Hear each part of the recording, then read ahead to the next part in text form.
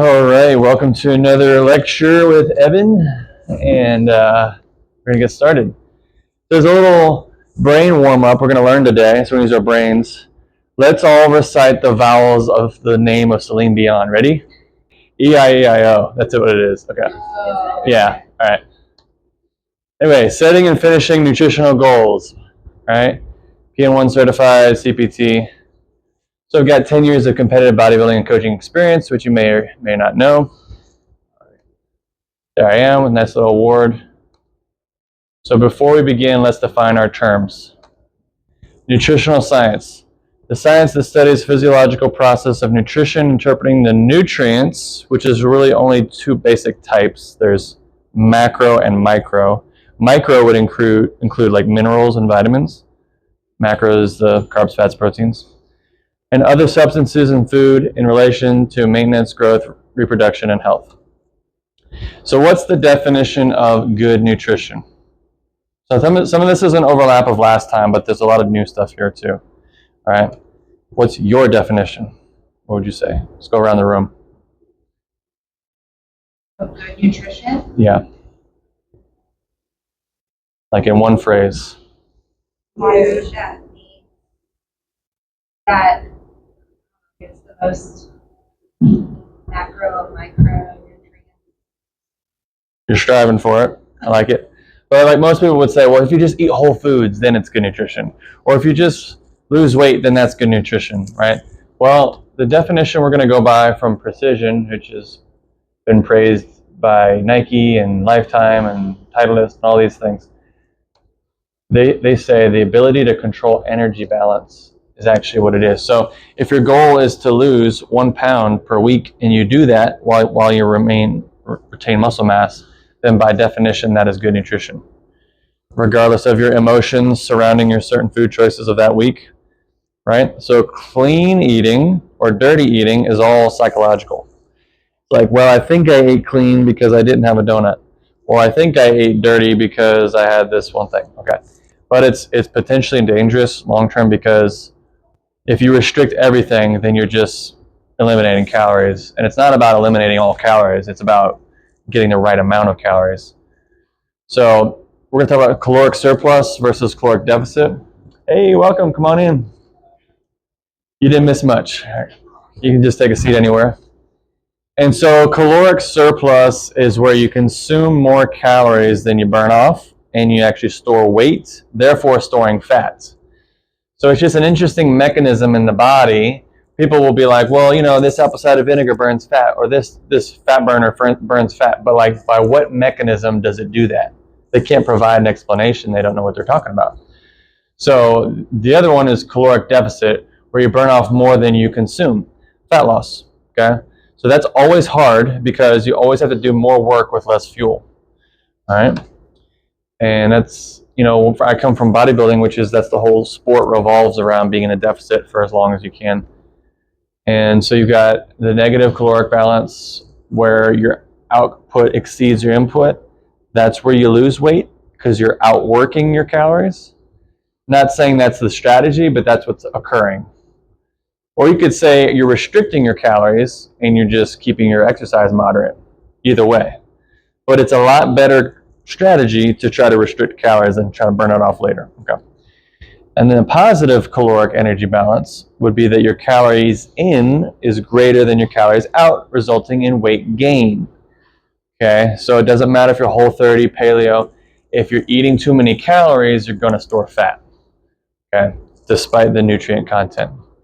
The main thing is to keep the main thing, which is calories. Okay, so it's really not that simple or not that complex. It's a simple thing, but the implementation of it can be a little more complex. Okay, first step in your journey is establishing a goal. Zig Ziglar once said, if you aim at nothing, you hit it every time. Write it down, make it a SMART goal. So what's a SMART goal? Specific, measurable, achievable, relevant, time-bound.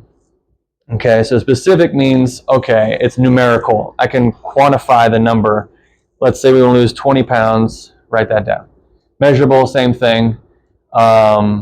Achievable, okay, it's not like I need to lose 100 pounds if I don't need to lose 100 pounds or whatever. Relevant, meaning, if a person is, I had a lady meet with me, and this is, I'm not going to say her name or anything, but she was 18% body fat, and she was like in her 50s. So she was kind of past the age of putting on muscle mass, and she needed to put on muscle. That was a clear primary goal. But she wanted to get leaner and lose more fat, but she didn't need to. She's already like skin and bones. So it's just important to pick a relevant goal that if you need to build muscle, build muscle. If you need to burn fat, burn fat. And sometimes if you're not really keen on experience, it's good to have a trainer to tell you what to do. But time bound, meaning we're not going to be in a deficit for a year. We're just going to do it for 3 months and then get in, get out. We're done with our fat loss goal. It is a little bit more taxing and draining on the body if you get in a deficit and you stay in there too long. Or worst case scenario, you try to get in a deficit and you just can't. You're just struggling, maybe because of inconsistency or things like that, and it draws out and it stresses the body. So dieting will always put stress on you. It's kind of a paradox because you're pursuing health, but you're breaking down your body as you get there. So how fast is too fast? Lose no more than 1% of your body weight per week. Okay. So if you weigh like 200, don't lose more than 2 pounds, 2 pounds per week. Or if you weigh 145, 1.45, or else risk losing muscle mass. How many of y'all heard me say that before, right? So I say it a lot because it's relevant every time you weigh in, and you will inevitably lose muscle tissue, or at least that's how it reads on the scale. Begin with the end in mind. Okay, some of the best goals are reverse engineered. That was one of the concepts in this book I read, The 7 Habits of Highly Effective People. It's a good one.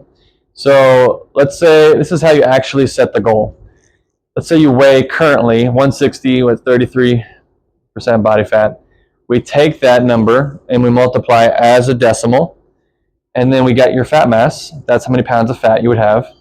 You take that, subtract it from your body weight, which gives you your lean body mass, and then you take that lean body mass number and divide it by your goal body fat percentage, or the inverse of it, which 100 minus 24 is 76. So that's how you get the decimal of 0.76. And that leaves you with your goal body weight of 141 pounds.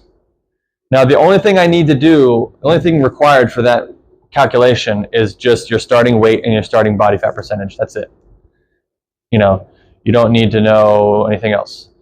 So your goal for that person is 141 pounds and 24% body fat is the goal.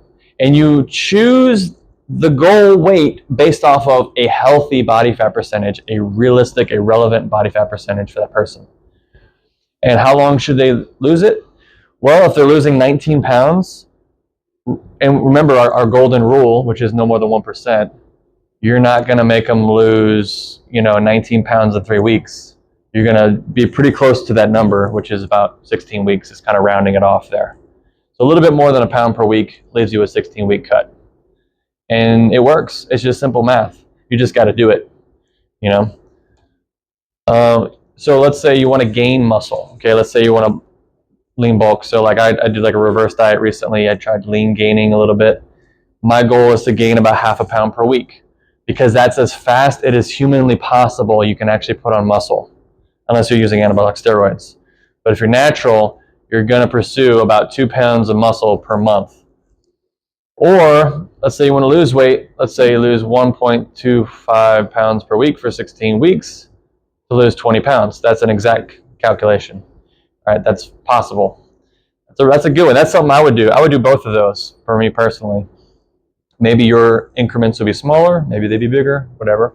So, all right. What you do after the diet matters more than the diet itself. 80% of diets fail. Wah, wah. Yeah, because... why? Because I think, number one, people aren't willing to lower their calories to reach their goal. So it's like stressful, but like, this is hard. Why make it harder? And then also like hunger just is overwhelming when you've been in a deficit for so long, which is why you don't want to diet forever. 50% of those gain back more than they started with. Well, someone might say, well, Coach Evan, you lost some weight and then you gained it back after a show you did a year ago. So how can you preach to us about this? Well, it is true you're going to gain back some, but maybe not all of it back. There is such a thing as weight set point theory that after the age of 30, a person has like a 30-pound range that they hang in. But still, it is worth it to kind of dip down below that lower echelon and then come back up to the higher echelon and then just kind of, you might say, well, isn't that yo-yo dieting? It's not, because yo-yo dieting is defined as doing it really quickly, really fast, where you're gaining rapid weight. Rapid weight gain is never healthy. I don't care if you think it's pure muscle, it's not. A lot of it's like I had one lady, she was, older. She was probably like 60 years old. She was put on testosterone replacement therapy, and she gained like 10 pounds in a week of just water retention. It made her feel awful. Can you imagine carrying around 10 pounds just that quick? So a lot of these quick fixes, like I was the kid in PE class in middle school that when we were doing laps around the field, people were cheating, they were cutting corners, doing the mile. I'm like, I'm deciding today I will never cut corners. I'm just not going to cut corners when it comes to fitness, and not going to do steroids, not going to do anything. Now I understand there's a time and a place for that prescription-wise, but there's just so many quick fixes now that don't really do anything. So anyway, after a diet, you should do something. Maybe go for a walk, take a picnic. No, I'm just kidding. All right. Do not do whatever feels good, which is otherwise known as intuitive eating. You'll give up, you'll likely gain back more than you started with.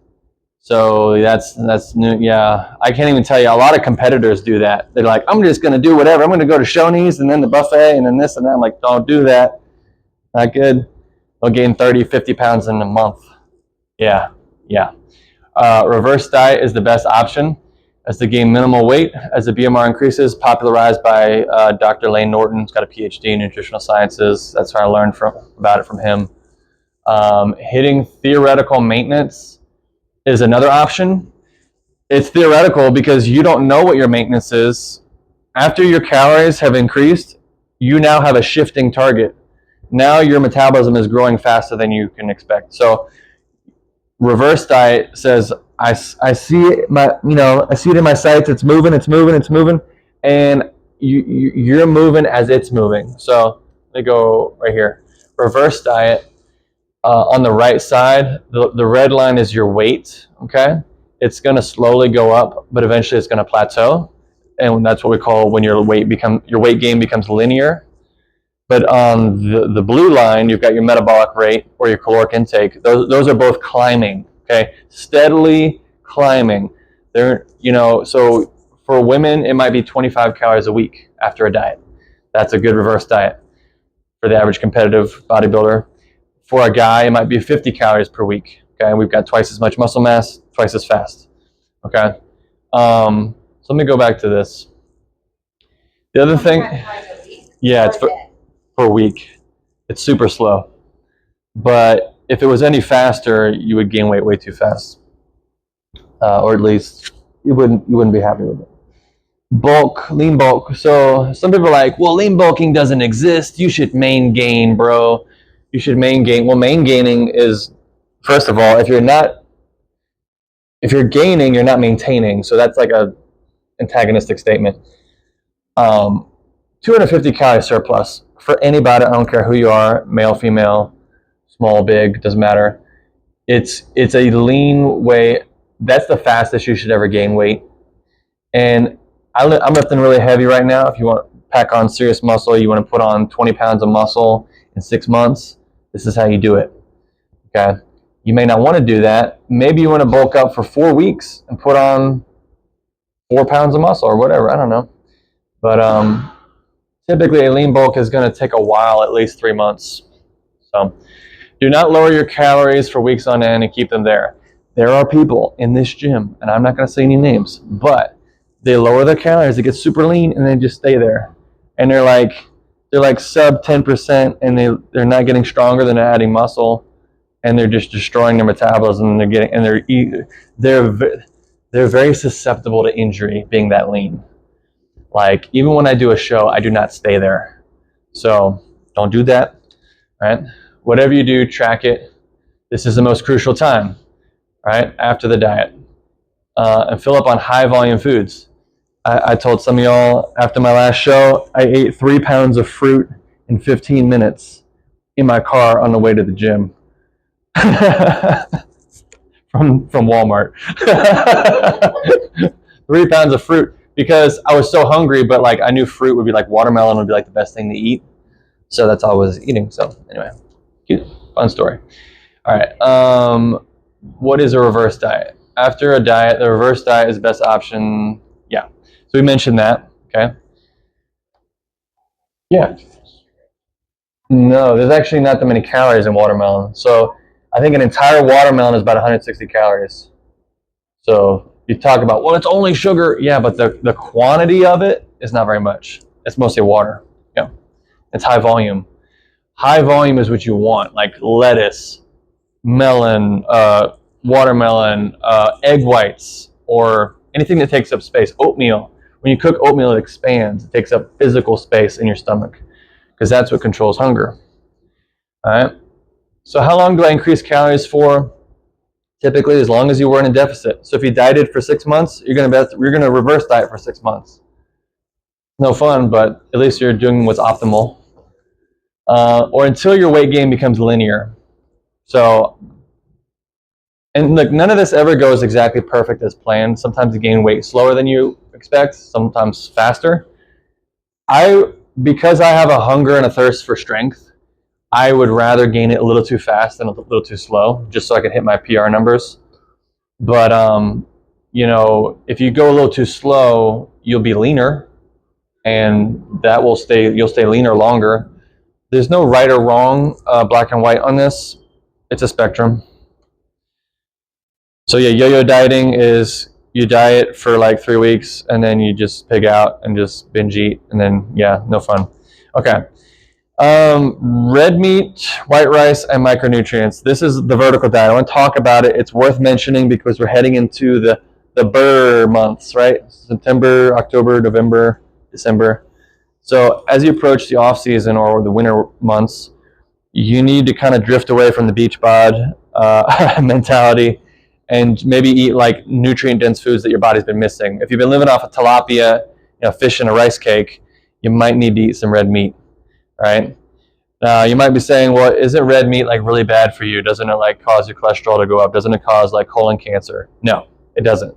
Processed red meat might. If you're going out to Shoney's every night, maybe. But red meat by itself, no. It actually has been proven to lower the risk of colon cancer. So it just depends who you listen to. There's so many nutrients. You got B12, creatine, heme iron. You've got all these nutrients that you don't normally find in other sources of protein. And people say, well, you just eat spinach. The person's a vegan, they just eat spinach, they get their iron. But that's a different type of iron. That's not heme iron. So it's important. It's a superfood in my opinion. White rice, why white rice? Why not brown rice? Isn't brown rice better on paper? Like if we compare the fiber content and the protein content, it's the same rice. It's just got the thing shelled off, the husk shelled off. But white rice is a little bit easier to digest. If you're eating large quantities of carbs, like a lot of these strongman competitors, this is kind of where the diet originated from, with strongman. It's not a fat loss diet. It's a performance diet for athletes. They found that they could eat large amounts of white rice and digest it a lot easier. And you may say, well, like, isn't rice going to make me fat because it's white, or white bread, or white this, or white that? No. Just because it's white doesn't mean it's going to make you fat.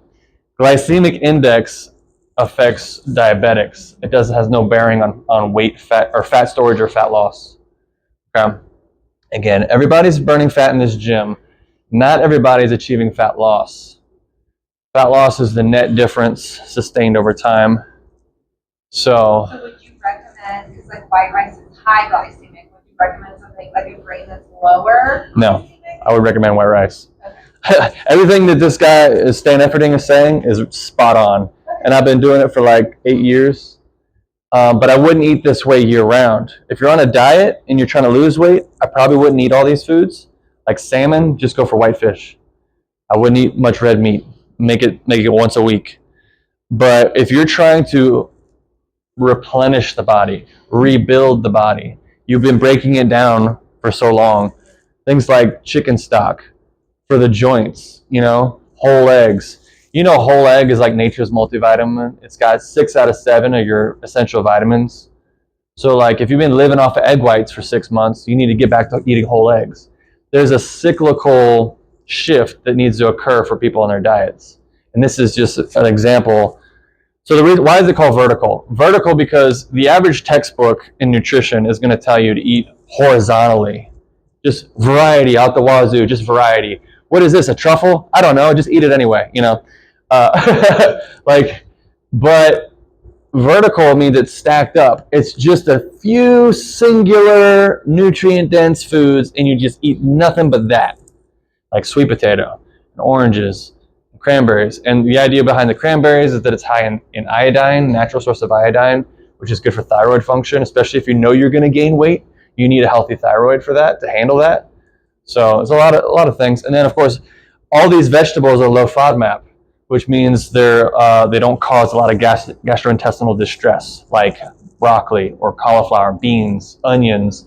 You're eliminating those from the diet and just eating these. So I would look into it. You could do a meal prep. I call it monster mash. You take ground beef, sweet potato, carrots, red bell pepper, and you just kind of mash it all up in a mash and just eat that.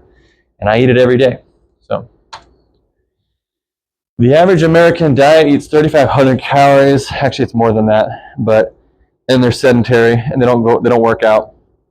And 69% of them are obese. Clinical obesity is 33% BMI, not body fat, BMI.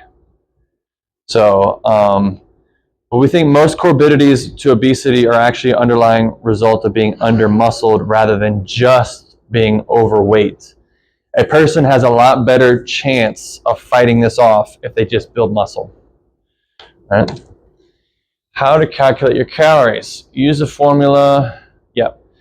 So this is another calculation we can do. Yeah, that's just if you want to calculate your metabolism. So, and I know all these, I've memorized all these formulas, but the Mueller equation is the only one that accounts for muscle mass. But let's say you go online and you type in BMR calculator, and then you spits out a number, 2,500.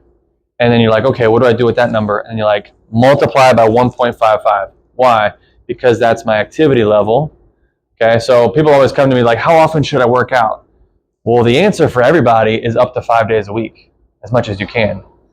7 days a week is not a viable answer because you need time to recover and rest. But everybody that is able-bodied should be able to train at least 5 days a week. All right? And that's what 1.55 equates out to. That's why I don't tell people to track their exercise, just their intake of calories, because it's already factored in. So for fat loss, 500 calories less than your maintenance is recommended. So if you want to cut 500 calorie deficit across the board, unless you're really tiny, let's say you weigh 110 pounds, then maybe like a 300 or 400 calorie deficit. As long as you don't lose more than 1% of your body weight per week. Okay. There it is. Take it all in. Now, I like MyFitnessPal. It's been around a long time. They started charging on premium now, which I don't like. I've looked, I did a lot of research. I asked ChatGPT, I was like, what are like the best free calculating apps for calories?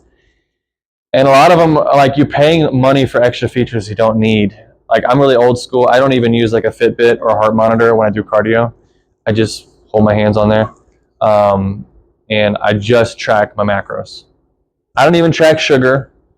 I don't even really track fiber because I know if I hit my fiber or not, just by how many carbs I'm eating.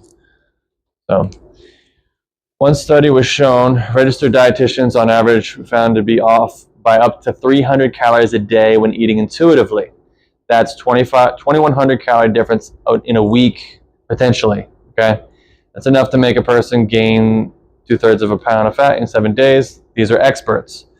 So I always say, like, I've been doing this for a long time. I've never graduated from tracking calories. I've never gotten so good at it that I just like, I'm done, you know? No. So, yeah. When in a deficit, the trick is to not lose muscle.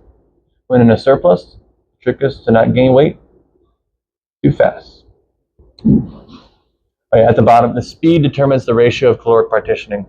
There's also some genetics in this. Like you look at some of these black guys, these African American bodybuilders, they can be a lot leaner than some of the white guys, just because their genetic P factor, it's actually a chromosomal thing that, and there's also mutations that occur, like those cows, a Belgian blue cow with all the muscle. Have you ever seen those? They're like genetically engineered.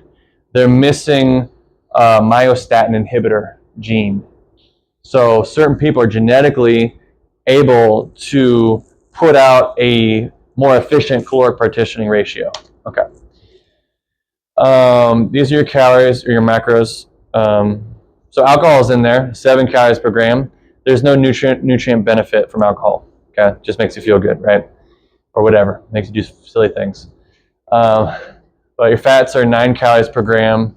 So like, if the average person says, well, Evan, is lamb a good source of protein, or is pork or is beef a really good? It's a good source of protein, but it's not necessarily a lean source of protein.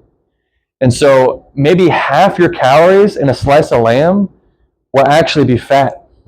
Not like 20%, like 50% of it will come from fat. So fat is like a really sneaky calorie. I always tell people you got to like put on gloves and handle it like uranium because it's so calorically dense. I mean, if you scoop out 1 tablespoon of peanut butter and then you accidentally scoop out 2 because you're eyeballing it, you didn't scoop out 190 calories. Now it's like close to 400 or something. I mean, like that's a big jump, but just because it's so much fat, it's mostly fat. So just be aware of fatty foods. And that's why fast food is so bad. It's not necessarily anything other than just fried in oil. I mean, the amount of fat that is added to it is calorically dense. Okay. As long as protein and calories are equated, body composition will be the same. Okay. If you can grasp this one concept for the rest of your life, you will be able to easily dismiss all the BS that's out there on Instagram and YouTube. Well, there's one food that really burns, fat faster than anything else. No, if protein and calories are equated, your body composition will be the same. So that means carbs and fat calories don't really matter that much. Even the difference between like the keto camp versus the high carb camp, so hitting your protein is like numero uno, most important thing. All right. This is if you want to calculate your protein. All right. You got 2.4 to 2.6 grams of protein per kilogram of lean body mass. This is not the same thing as saying 1 gram of protein per pound of body weight. Okay. Because this person weighs 150 pounds and I'm only suggesting 130 grams of protein. So it's a little bit less, but it depends how lean you are. Okay. It's very easy for people that are more overweight to carry more muscle mass. Okay. But, just because someone weighs 400 pounds doesn't mean they need 400 grams of protein a day. Okay. So it needs to be realistic. And this formula is very reliable for that reason. So I know I'm going kind of fast, but if you guys have any questions or you want to take pictures of the formulas, this will be uploaded to my YouTube channel later. So, all right, moving on. All right, 1 gram.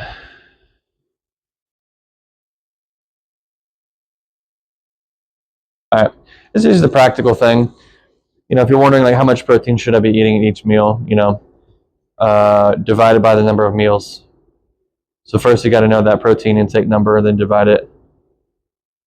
So yeah, be realistic. Don't say, well, I'll hit 55 grams of protein twice a day.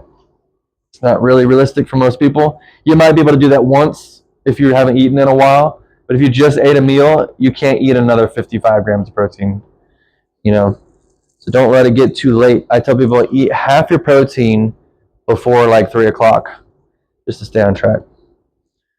By definition, the healthiest diet is the one you can safely lose weight and keep it off, okay? Which, you might say, Evan, what do you think is the healthiest diet? It's calorie tracking. It's what's called flexible dieting, which is you're more aware and conscious of the calories themselves and the actual food sources of those calories. Okay. Due to the energy nature of calories and the impact of health. Yeah, so this basically explains, people say, yeah, well, that's all good for like burning fat, but what about health? What's the healthiest diet? Losing weight. When you lose weight, your blood pressure, cholesterol, blood sugar improves, risk of diabetes, all these things.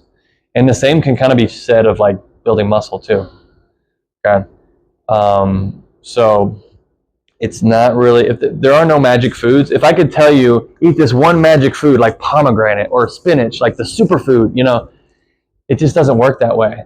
If I give a plate of salad to a 400-pound person, they're not going to become healthy overnight over that one meal. They're going to become healthy by losing the weight, and you'll reach a point, where we're all pretty healthy in this room.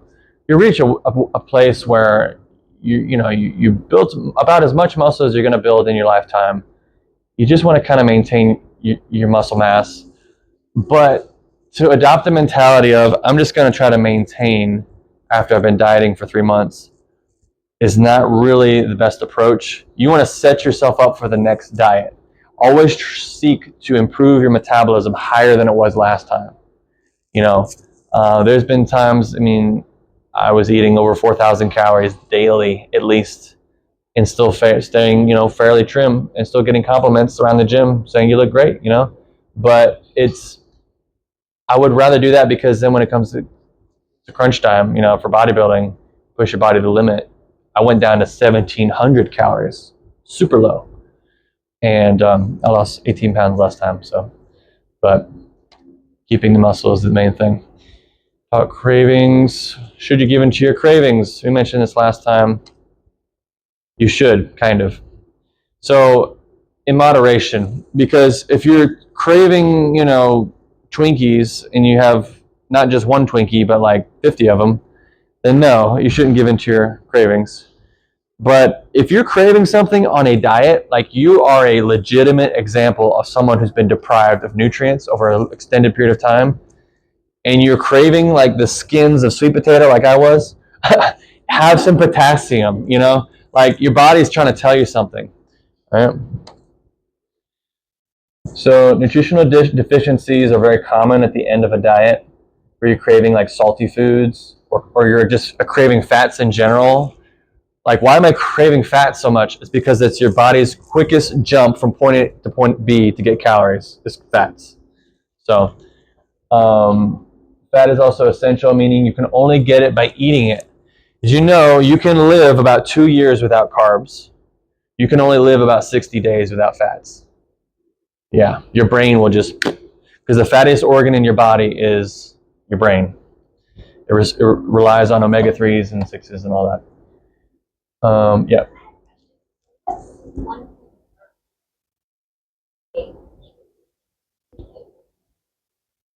Over what? Over really anything like Is it avoid avoid? it at all costs. So the worst thing would be saturated fats, because they did a study where they compared overfeeding with sugar versus overfeeding with saturated fats. And they found that the negative health effects was worse in the fats group, saturated, like butter, any kind of animal fat, which is beef. Yeah. And then also they switched recently to beef tallow for French fries instead of seed oils. That is the most non-relevant thing. It's not going to make a difference. Why? Because the calories are the same. We just mentioned when calories and protein are equated, your body's not going to make a difference.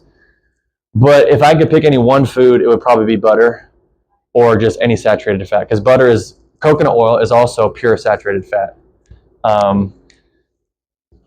But keep fats fairly low. I'm an advocate for higher carb dieting, which is going to have more fiber, more satiety, more space in your stomach, easier to convert to glycogen for your muscles.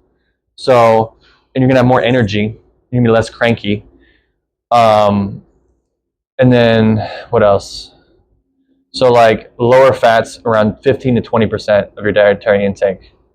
Now keto is absolute insanity. Nobody really thought that through when they because it was never designed to be a fat loss diet. It was supposed to be for treating epilepsy. But that is there's like 10% protein and then like 70 or 80% fat, and then like the rest is carbs, like 10% carbs. But there is a viable option for people that are maybe diabetic. I would recommend a low carb, high fat diet, which is not keto, but it is maybe around, just flip it. So maybe like 40% fats, 30% carbs, and then, 30% whatever, protein, or whatever. I don't know how the numbers added up, but, moderate. Everything's moderate. Nothing extreme. That's the thing. Get away from the extremes. Get away from any diet that says eliminate all carbs or eliminate all of this one thing, So even to say eliminate all sugar is actually an extreme statement, because you're eliminating fruit. There's nothing wrong with fruit, and people think that you're going to get fat from eating fruit. Like, it's just not realistic. So, all right. Generally, the harder you restrict a certain food, the harder you will binge eat after the diet is over. It's true, especially just haven't had it in a while. But moderation, if you can mentally put yourself in that place of discipline to say, I'm going to eat it, but I have moderation. That's why calorie tracking and flexible dieting, you can have a little Reese's peanut butter cup, on a weekend. You can have a little bit of that and still stay on diet for fat loss. Because nobody's expecting you to be perfect on a diet, and nobody cares. Anyway, I don't really care. I'm the coach. So, food volume, viscosity, egg whites, oatmeal, chicken. Okay. So we talked about that. Foods that expand, high volume foods. Those are the things you want to look for. What you don't want to do is number 2 option. You don't want to get full or experience satiety by increasing your calories. Like, I'm just going to eat this tub of ice cream until I'm not hungry anymore. That's not a good idea, because you're going to go over calories. All right, eat a salad, a rice cake. Okay. There are only 2 viable diet models. We mentioned that: low fat, high carb, or high fat, low carb, which is better. They get about the same results, but the high carb group outperforms the low carb group most times, usually due to adherence and long-term consistency. Okay. And again, intermittent fasting is just another form of caloric restriction. It's time-restricted eating. That's all it is. There's nothing magic about that either.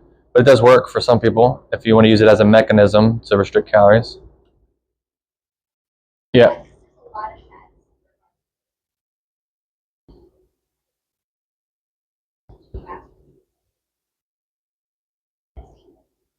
Yeah. I mean, you're depleting your body. You don't have much to gain by not eating food.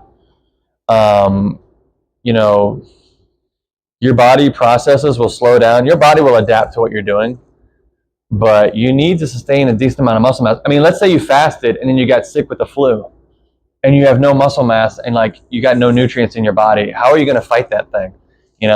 So you have to kind of just stay as strong as possible all the time, maintain muscle mass, and just keep moving, stay active. Like in a bodybuilding show, like I was always really weak. Like I look big because I'm pumped up on stage, but it's like you could blow me over. I was just so depleted. So stay hydrated. It's really hard to hydrate the body without carbs. Carbohydrate. So you also need sodium to influx the water into the carb, and it creates glycogen, which is 1 part water, 3 parts sugar. You need sugar, so in moderation. You can't out-train a bad diet. I do want to say one thing about sugar. It is true that if you eat in a caloric surplus, like 10,000 calories, and you eat nothing but sugar, you will store glucose on the brain, and that is bad. But it's like that about pretty much anything. As far as if you just have too much of any one thing, it's going to have negative health effects. So, one longitudinal study, 2 groups of about 100 people ate in a caloric deficit for 20 weeks. Protein and calories were equated. One group had 100 grams of sugar a day. The other had only 10 grams of sugar. Which group do you think lost more weight? Key phrase right there is protein and calories were equated. So they actually lost the same amount of weight. Okay, you think that can't be true? It is true. It's been replicated and duplicated many times. And that's 200 people for 20 weeks. Sugar does not cause fat gain or inhibit fat loss independent of calories.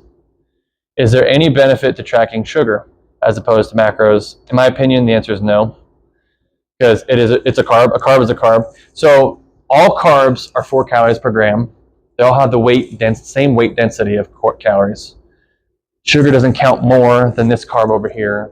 Well, yeah, but if it's got whole grains in the bread, then it's healthier for you. I'm like, no, just give me the sugar bread, you know? I know, like, you want to get enough fiber, yes, true. But if you haven't been seeking to improve your metabolism to allow for higher caloric intake and more carbs, you're not going to get enough fiber anyway. So raising your metabolism is the overarching theme here for better health and more fiber.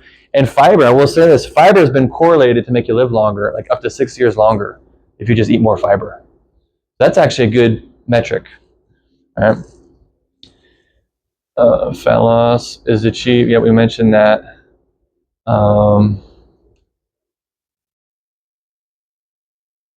Yeah. So there's like 4 things that affect your metabolism. And adding muscle is the only way to significantly increase your resting metabolism over time. Okay. Is there any food in a deficit that will make us gain fat? We already kind of know the answer to this, I hope. No. All these have been demonized. Sugar, carbs, pasta, gluten, inflammatory foods. By the way, are there any inflammatory foods? No, there's not. It's kind of like this thing people talk about, but they can't prove because there's no data to support what they're saying. You know, unless a person is genuinely sick in their body, and they just can't, like celiac disease, which less than 1% of the human population has celiac disease. Less than 1%. Okay. All right. Nope. All right. So the first law of thermodynamics says matter cannot be created nor destroyed within the universe. You cannot create fat tissue from nothing or 0 calories. So if I drink a Diet Coke, oh no, not Diet Coke, the worst of them all. It can rust a penny, right? You know that? Okay. Well, first of all, yeah, I don't get started on that. Did you know the alkalinity of Diet Coke is the same as grape juice? Yeah, so. A calorie is not a calorie. Yeah, so it's like you can't tell me that like my Whole30 diet, because I'm eating 1,500 calories Whole30, but you're eating McDonald's and you're like eating flexibly and you have like one McDouble every Thursday night and you're sneaking it in there. But I know I'm eating better than you. That's like saying a mile per hour is not a mile per hour. Whether it's 6 miles per hour or 60 miles per hour, it's still a standard unit of measurement. Okay. So obviously McDonald's is hyper palatable. You can eat it real fast. It's like gone in the blink of an eye. It's highly fatty. So most of the calories, like the leanest option on the McDonald's menu is like 90% fat probably. I don't know. I haven't really looked at it, but the calories themselves, okay, you get the idea. There's no scientific definition of clean eating. It's kind of a mental construct, a social construct. Your body only recognizes macros and micros. Macros are the big picture, micros not so much. Why do I say that? Because macros are attached to calories. Micros don't have any calories. And because of that, they don't affect your health as much. Unless you are like completely deficient of vitamin C and you're getting all these diseases, right? But in America, it's usually just being a little bit overweight chronically over time. And then, well, this led to that and that led to this, can't recover, can't get better because of that, can't work out now because I'm injured. All right. Furthermore, the content of the calorie is not determined by the amount of fat being stored. However, hyperpalatable foods are easier to increase how many calories you're eating and should be eaten in moderation, 20% or less of the time. That's kind of a modern flexible dieting mantra that has been circulating the internet for the last 15 years. 80-20. 80% clean, 20% whatever you want. even though there's no real definition for either one of those. But junk food, you can have 20%, stay on track, because psychologically, it just works better. If I tell you to eat 100% perfect, you're going to fall off the track, fall off the wagon, and start binge eating again. And you say, well, that would never happen. It's been proven statistically that it does happen. So eating in a caloric surplus is what makes us gain body fat. No food is toxic to your health in moderation. In toxicology, the dosage always makes the poison. Okay? Always. I don't care what it is. So, talk about having a healthy body fat percentage. You know, essential fat is like bodybuilder. So, like, I would get down to 5% there. But then you bounce back. And then athletes, I stay at around athletic all year round. Even when I bulk up, I don't go past 13, 14%, somewhere up in there. But I try to preach what I, practice what I preach. So you can kind of see, I think most people in this room could fit in either athletic or fitness category year round, and that would be a good place to be. Average, we don't want to be average. We didn't pay this much money to join the gym to be average. Okay. And we don't want to be obese either, but yeah. So the problem with interpreting data, a lot of people like to get online, like Paul Saladino, and pretend like they know exactly what they're talking about. And they try to justify what they're saying with this kind of stuff. So case control studies, cohort studies, there's a hierarchy, okay?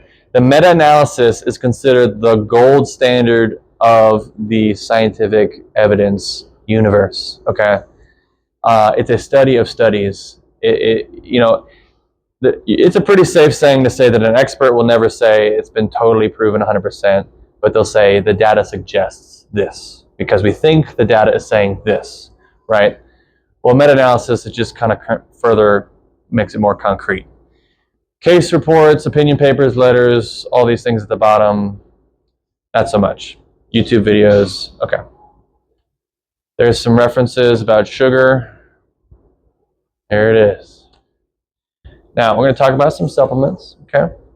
Creatine, I recommend pretty much for everyone all the time, unless you're stepping on stage or you just want to look really good, maybe for a wedding or something. I don't know. But because you need to hydrate your muscles. And now there's evidence that's coming out about, well, should you have 5 grams of creatine a day or like 25 grams of creatine a day? Have you heard that? So, and not just for muscle mass, but for like cognitive, like to prevent things like dementia along the way. That's a recent thing this year. So yeah, it is proven to make you significantly stronger. And by the way, there's only four ingredients on the planet that have ever been proven, or let's say the data suggests that it makes you stronger. Creatine, caffeine, because it makes you awake, it's a stimulant. And then you've got betaine and L-citrulline. And most of those are found in the average pre-workout. But it's hard to find all 4 of those ingredients in one pre-workout. But our pre-workout has L-citrulline a decent amount, and you have to look at the efficacious dose, which is around 6 to 7 grams per serving. Okay. So this is all natural. It's a zoochemical. Okay. Like, what is it? Is it a vitamin? No, it's a zoochemical, which means a chemical found in animal tissue, in beef. So if you've ever eaten a burger, you've eaten creatine. Okay. Helps you build muscle. It has been shown to diminish the effects of aging. All right. Gives you more energy. Now, when I say energy, I don't mean, wow, they're really talkative right now. No, I mean, they don't feel tired all the time. So when you're dieting and you're depleted of glycogen, low carb, the low carb life is real. You need energy in the form of ATP, which creatine can help, but it's going to make you store more water. So if your goal is to look lean and keep the space between your skin and your muscle to be minimal, then you're not going to have that, because it's going to just... There's only 2 places you store water that, like, really, if we're talking about it. In bodybuilding, there's a term called spilling over, which is where you eat too much carbs or too much creatine, and then you just start to get watery in your midsection, which is called subcutaneous water retention, under the skin. Subcutaneous. So you can literally see if you're hydrated or dehydrated by pinching your skin right now. And the other one would be more along the lines of just like your organs and all that kind of stuff. Actually, I feel dehydrated just talking about this now. I don't have a water bottle. It's okay. No.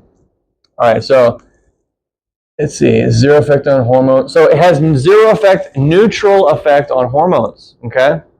Because it doesn't have any calories. How about that? There's a correlation between calories and hormones, right? It's very cheap. It is actually probably the cheapest protein supplement out there. I mean, you're getting like a year's supply for like $20, you know, or whatever. And then pre or post workout, studies have shown post workout actually does better. I actually don't do it post workout because I just forget. but I do about 5 grams pre workout. Actually, I think I reduced it to 3 grams now, but yeah, pre or post, it doesn't matter. Just daily. It has to be in your system daily because it builds up over time. There's actually a loading phase that they don't really advertise anymore, but in the 90s, they would advertise, take like 10 times the regular dose for like 2 weeks to load up your body with glycogen first and then go to a normal dose, but you don't have to do that. Good sources of lean protein. All right, cottage cheese, blah, I don't like that. So I'll tell you the winners. Egg whites, I eat it year round. I mix it with stuff. I make fancy concoctions in the kitchen with my egg whites. Protein powder, yes. Okay, does anybody know what leucine is? It is. And does anybody know anything special about leucine, the amino acid? What does it do? So it actually triggers muscle protein synthesis in the body. So if you are eating vegan, you're getting half the amount of leucine as an animal-based person. Okay? But the 2 highest sources of leucine on the planet are protein powder and egg whites. Specifically whey protein isolate. So you cannot, if we're talking quality of protein, we're talking amino acid profile, we're talking those are the highest quality proteins on the planet. Yeah. All right. Chicken breast, turkey, deli. I don't know why it has to be deli. I want a Thanksgiving turkey. All right. You know, this is just something I pulled off online, but you notice there's no sausage on there because sausage is like probably 70% fat, even though you don't think it's that much fat, but it's mostly fat. If you can't hit your protein, this is not the most attractive answer, but it's true. Whey protein shakes are the best thing, I think. And the thing is, if you can't stomach it, I get it. But a lot of people can, and they're just not doing it because they just forget about it. That's why I give you a number. I say, I need you to hit this number. I need you to hit 150 grams of protein a day or whatever. So it works. Helps with muscle recovery, strengthens the immune system. Okay, L-glutamine. L-glutamine is also an amino acid, right? So this is my #1 recovery supplement. They changed the name to Repair, right over here. So it's a white powder. Now 1 scoop is 5 grams, 1 teaspoon. I do 3 scoops every night that I'm sore. If I do a heavy leg day, I'm taking 3 scoops of this before I go to bed. It's L-glutamine powder. It's just amino acid, so it's not magnesium. But magnesium is another good one. And then this is the isolate. It's called Flex. So, yep. And almost done here, you guys. So if you haven't already, I want you to scan that code for some supplement rewards. Helps you out, helps me out. These are some of my takeaways. Track your calories. Try not to eat intuitively, which is basically saying the same thing over again. Moderately high protein. Lose weight slowly. Meal prep. Meal prep was shown 96% of people who did meal prep were successful in achieving their weight loss goal. Means they actually hit the target. Yep. All right.